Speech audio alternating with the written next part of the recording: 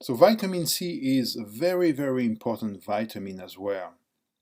Vitamin C has several important functions within the body, for example in supporting a healthy immune function.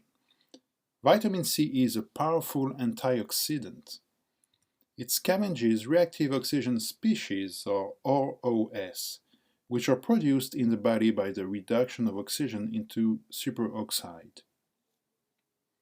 ROS are a natural byproduct of cellular activity, and they have an important role as well for the proper functioning of cells. For example, they are involved in cell signaling, and they can also help to protect cells.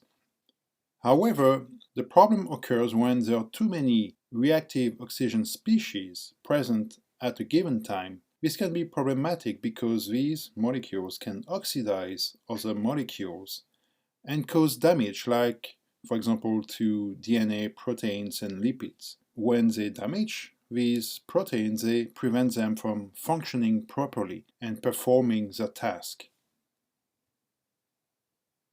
So vitamin C is important because it helps protect the cells and the tissues from oxidative damage, which is necessary for the proper function of these cells.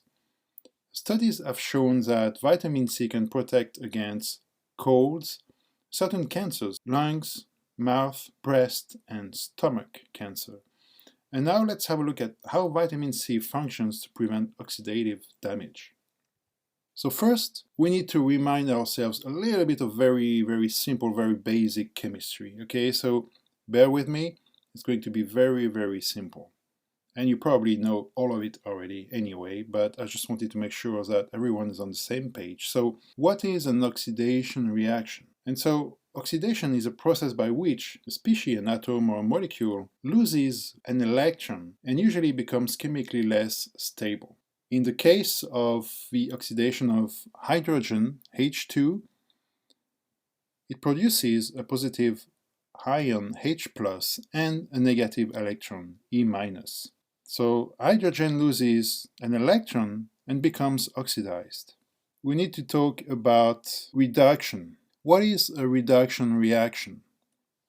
It is pretty much the opposite of the oxidation, whereby an oxidized species is reduced into a more stable form by gaining electrons. So in this case here, we can see how copper ion, Cu2+, is reduced into copper, which is a more stable form, by gaining 2 electrons. Okay, so that's a reduction.